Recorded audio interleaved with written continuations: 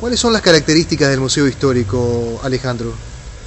Bueno, Ricardo, con nuestro equipo de trabajo integrado por la compañera Silvia Pérez, Jimena Bentancur y quien te habla, bajo la coordinación de María Julia, en marzo del 2012 integramos, quiero decir, antes de marzo, ya en febrero de este año, del 2012, integramos un equipo para empezar a ver qué tipo de diseño de montaje íbamos a ofrecer para el Museo Histórico, o sea, para la reapertura del Museo Histórico.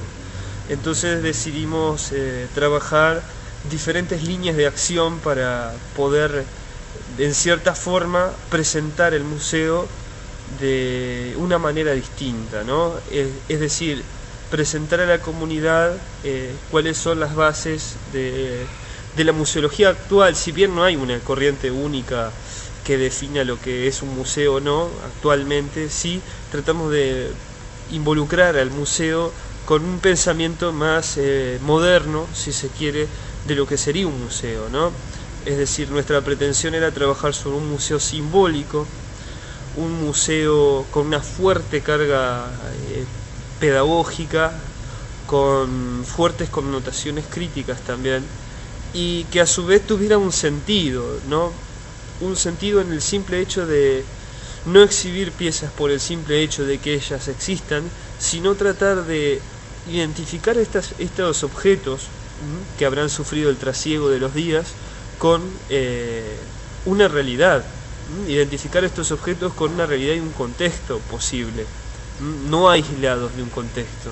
Es decir, estos objetos indudablemente que exhibimos pertenecieron a un pasado, pero justamente la idea es que los objetos nos sirvan para ayudarnos y a vivificar ese pasado, y tampoco por un sentido nostalgioso, vivificar el pasado por considerar que el pasado fue mejor, sino simplemente por el hecho de posiblemente de interpelar este pasado también. ¿Quiénes visitan el museo?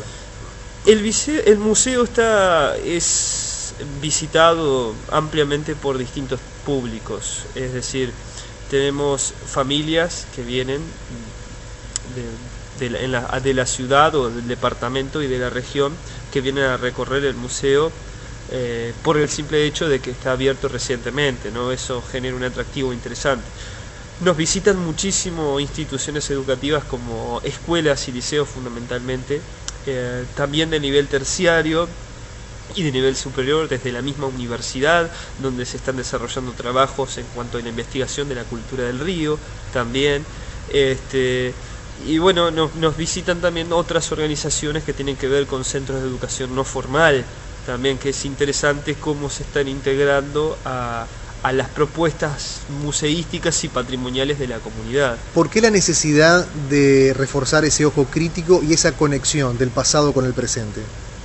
Y fundamentalmente para tratar de identificarnos a través de ese pasado como una forma de respuesta a nuestras acciones hoy. Es decir, nuestro museo está planteado desde el año 1860 a 1910.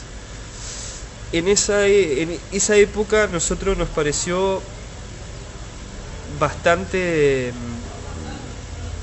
interesante y determinante, por decirlo de alguna forma, a la hora de definir los rasgos culturales del Paysandú moderno.